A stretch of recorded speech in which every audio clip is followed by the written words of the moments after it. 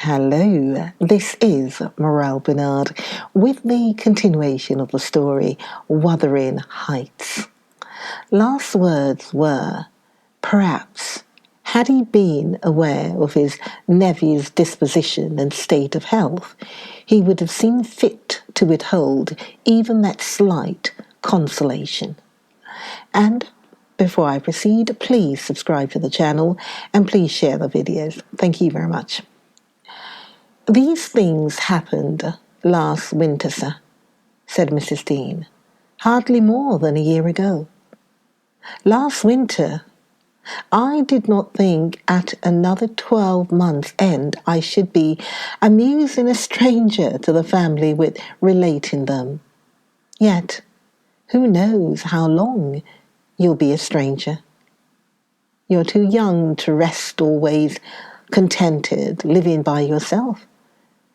And I some way fancy no one could see Catherine Linton and not love her.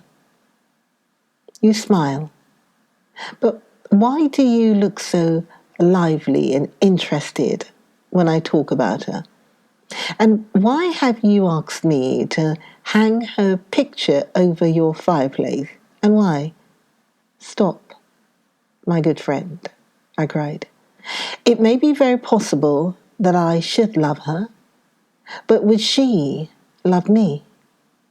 I doubt it too much to venture my tranquillity by running into temptation, and then my home is not here. I am off the busy world, and to its arms I must return. Go on. Was Catherine obedient to her father's commands?" "She was," continued the housekeeper. "Her affection for him was still the chief sentiment in her heart, and he spoke without anger.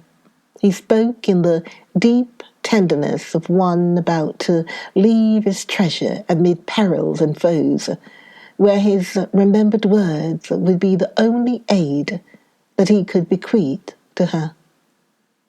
He said to me a few days afterwards, 'I wish my nephew would write, Ellen, or call. Tell me sincerely, what do you think of him? Is he changed for the better? Or is there a prospect of improvement as he grows a man?' 'He's very delicate, sir,' I replied, 'and scarcely likely to reach manhood. But this I can say, he does not resemble his father. And if Miss Catherine had the misfortune to marry him, he would not be beyond her control, unless she were extremely and foolishly indulgent. However, master, you'll have plenty of time to get acquainted with him and see whether he would suit her.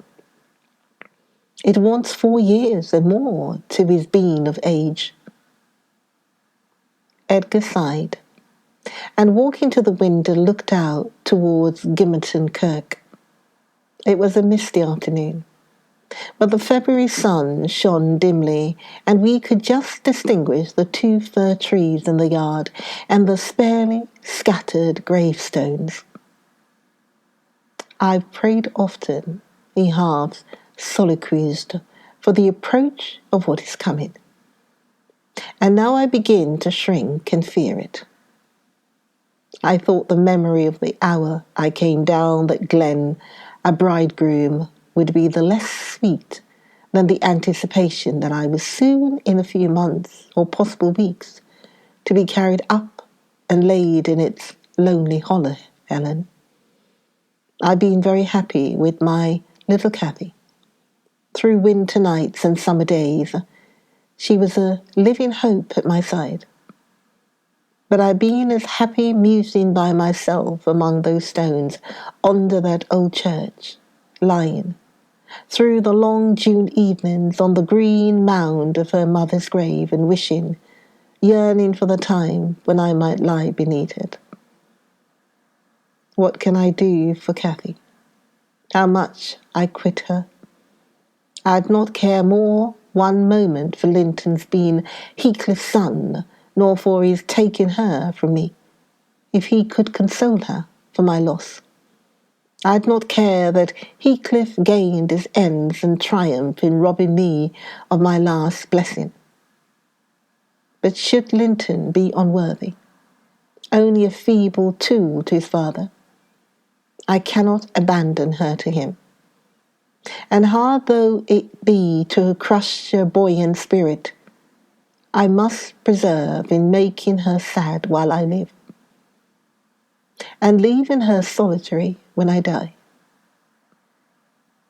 Darling, I'd rather resign her to God and lay her in the earth before me. Resign her to God as it is, sir, I answered. And if we should lose you, which may be forbid under his providence, I'll stand her friend and counsellor to the last. Miss Catherine is a good girl.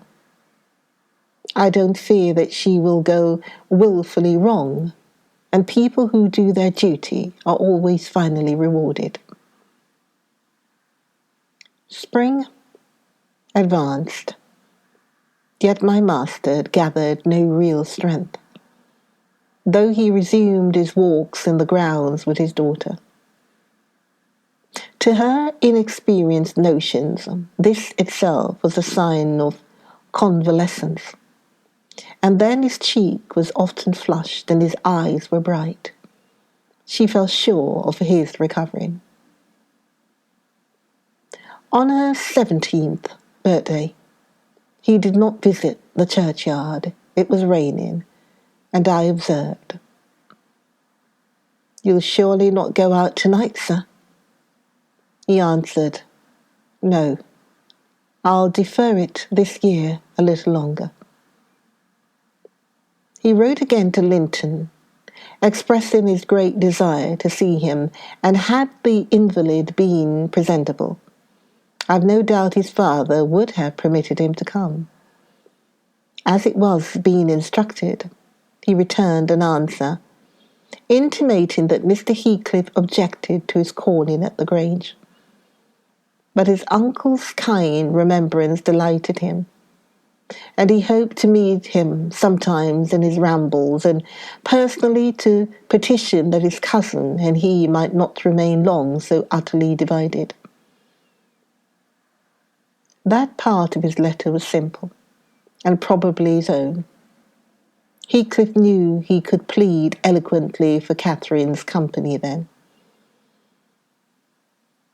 "I do not ask," he said, "that she may visit here, but am I never to see her, because my father forbids me to go to her home, and you forbid her to come to mine? Do now and then ride with her towards the heights, and let us exchange a few words in your presence. We have done nothing to deserve this separation, and you are not angry with me. You have no reason to dislike me.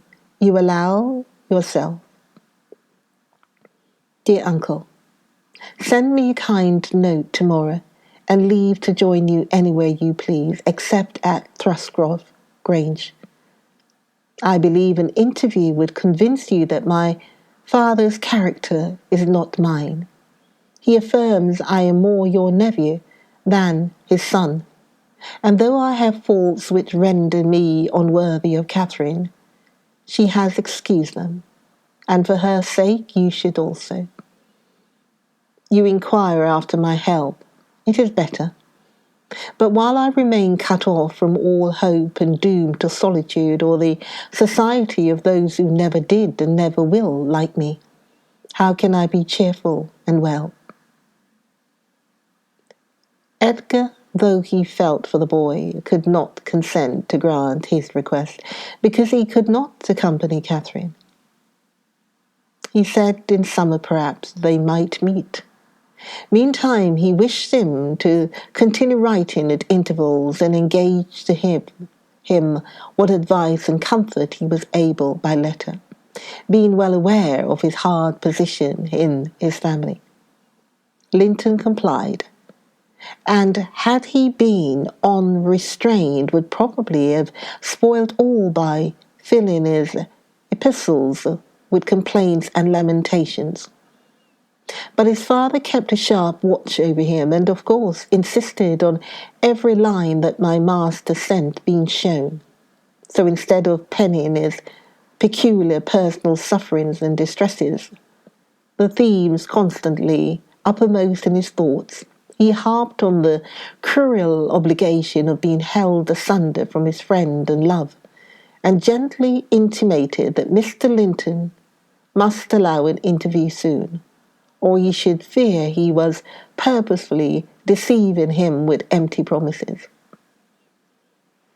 Cathy was a powerful ally at home, and between them they at length persuaded my master to acquiesce in their having a ride or a walk together about once a week under my guardianship and on the moors nearest the Grange, for June found him still declining. Though he had set aside yearly a portion of his income for my young lady's fortune, he had the natural desire that she might retain or at least return in a short time to the house of her ancestors. And he considered her only prospect of doing that was by a union with his heir. He had no idea that the latter was failing almost as fast as himself, nor had anyone. No doctor visited the Heights, and no one saw Master Heathcliff to make a report of his condition among us. For my part, began to fancy my forebodings were false, and that he must be actually rallying when he mentioned riding and walking on the moors, and seemed so earnest in pursuing this object. I could not picture a father treating a dying child as tyrannically and wickedly as I afterwards learned Heathcliff had treated him. To compel this apparent eagerness, his efforts redoubling the more imminently his avaricious and unfeeling plans were threatened with defeat by death. Summer was already past its prime, when Edgar reluctantly yielded his assent to their entreaties, and Catherine and I set out on our first ride to join her cousin. It was a close, sultry day, devoid of sunshine, but with a sky too dappled and hazy to threaten rain, and our place of meeting had been fixed at the guidestone by the crossroads.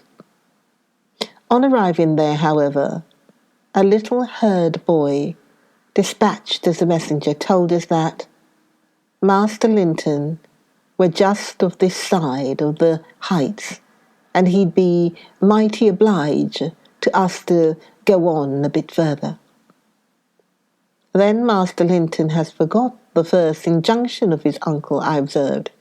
He bid us keep on the Grange land, and here we are off at once. Well, we'll turn our horses' heads round when we reach him, answered my companion. Our excursion shall lie towards home. But when we reached him, and that was scarcely a quarter of a mile from his own door, we found he had no horse, and we were forced to dismount and leave ours to graze. He lay on the heath, awaiting our approach, and did not rise till we came within a few yards. Then he walked so feebly and looked so pale that I immediately exclaimed, "Why, Master Heathcliff, you are not fit for enjoying a ramble this morning. How ill you do look." Catherine surveyed him with grief and astonishment. She changed the ejaculation of joy in her lips to one of alarm, and the congratulation on their long-postponed meeting to an anxious inquiry whether he were worse than usual. "No, better, the better," he panted, trembling and retaining her hand as if he needed its support, while his large blue eyes wandered timidly over her, the hollowness round them transforming to haggard wildness the languid expression they once possessed. But you have been worse, persisted his cousin. Worse than when I saw you last. You are thinner, and I'm tired, he interrupted hurriedly. It is too hot for walking. Let us rest here. And in the morning, I often feel sick. Papa say I grow so fast. Badly satisfied, Cathy sat down, and he reclined beside her. This is something like your paradise, said she, making an effort at cheerfulness. You recollect the 2 days we agreed to spend in the place and weigh each other thoughts pleasantest. This is nearly yours. Only there are clouds, but then they are so soft and mellow. It is nicer than sunshine. Next week, if you can, we'll ride down to the Grange Park and try mine. Linton did not appear to remember what she talked of, and he had evidently great difficulty in sustaining any kind of conversation. His lack of interest in the subjects she started and his equal incapacity to contribute to her entertainment were so obvious that she could not conceal her disappointment. An indefinite alteration had come over his whole person and manner. The pettishness that might be caressed into fondness had yielded to a listless apathy. There was less of the peevish temper of a child which frets and teases on purpose to be soothed, and more of the self-absorbed moroseness of the confirmed invalid, repelling consolation, and ready to regard the good-humoured mirth of others as an insult. Catherine perceived, as well as I did, that he held it rather punishment than a gratification to endure our company, and she made no scruple of proposing presently to depart. That proposal unexpectedly roused Linton from his lethargy and threw him into a strange state of agitation. He glanced fearfully towards the heights, begging she would remain another half hour at least. But I think, said Cathy, you'd be more comfortable at home than sitting here, and I cannot amuse you today. I see by my tales and songs and chatter you have grown wiser than I in these 6 months. You have little taste for my diversions now, or else, if I could amuse you, I'd willingly stay. Stay to rest yourself, he replied. And Catherine, don't think or say that I'm very unwell. It is the heavy weather and heat that makes me dull, and I walked about before you came a great deal for me. Tell Uncle I'm in tolerable health, will you?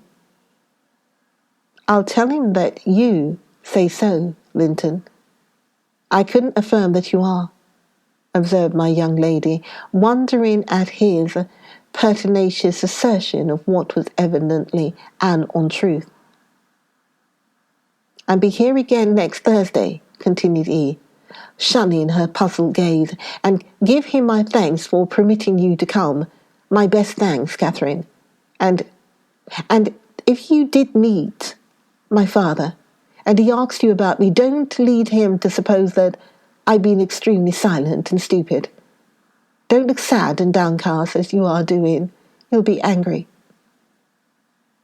I care nothing for his anger, exclaimed Cathy, imagining she would be its object.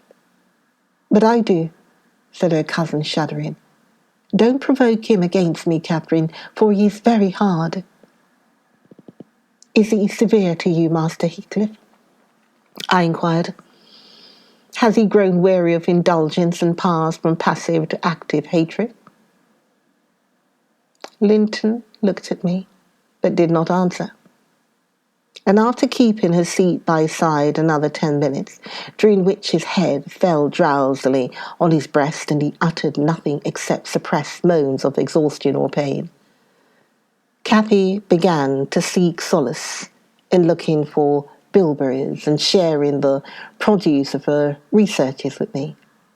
She did not offer them to him, for she saw further notice would only weary and annoy. "Is it half an hour now, Helen?" she whispered in my ear at last. "I can't tell why we should stay. He's asleep, and Papa will be wanting us back." "Well, we must not leave him asleep," I answered. "Wait till he wakes and be patient. You were mighty eager to set off, but your longing to see poor Linton has soon evaporated." "Why did he wish to see me?" returned Catherine, in his crossed humour. "Formerly, I liked him better than I do in his present curious mood. It's just as if it were a task he was compelled to perform, this interview, for fear his father should scold him. But I'm hardly going to come to give Mr. Heathcliff pleasure, whatever reason he may have for ordering Linton to undergo this penance. And though I'm glad he's better in health, I'm sorry he's so much less pleasant and so much less affection to me." "You think he's better in health then?" I said. "Yes," she answered, "because he always made such a great deal of his sufferings, you know. He's not tolerable well, as he told me to tell Papa, but he's better, very likely." "There you differ with me, Miss Cathy," I remarked. "I should conjecture him to be far worse." Linton here started from his slumber in bewildered terror and asked if anyone had called his name. "No," said Catherine, "unless in dreams. I cannot conceive how you manage to doze out of doors in the morning." I thought I heard my father," he gasped, glancing up to the frowning nab above us. "You are sure nobody spoke?" "Quite sure," replied his cousin. "Only Ellen and I were disputing concerning your health. Are you truly stronger, Linton, than when we separated in winter? If you be, I'm certain one thing is not stronger, your regard for me. Speak, are you?" The tears gushed from Linton's eyes as he answered, "Yes, yes I am." And still, under the spell of the imaginary voice, his gaze wandered up and down to detect its owner. Cathy rose. "For today we must part," she said. "And I won't conceal that I have been sadly disappointed with our meeting, though I'll mention it to nobody but you. Not that I stand in awe of Mr. Heathcliff." "Hush," murmured Linton. "For God's sake, hush, he's coming." And he clung to Catherine's arm, striving to detain her. But at that announcement she hastily disengaged herself and whistled to Minnie, who obeyed her like a dog. "I'll be here next Thursday," she cried, springing into the saddle. "Goodbye. Quick, Ellen." And so we left him, scarcely conscious of our departure. So absorbed was he in anticipating his father's approach. Before we reached home, Catherine's displeasure softened into a perplexed sensation of pity and regret, largely blended with vague, uneasy doubts about Linton's actual circumstances, physical and social, in which I partook, though I counselled her not to say much, for a second journey would make us better judges. My master requested an account of our ongoings. His nephew's offering of thanks was duly delivered, Miss Cathy gently touching on the rest. I also threw little light on his inquiries, for I hardly knew what to hide and what to reveal.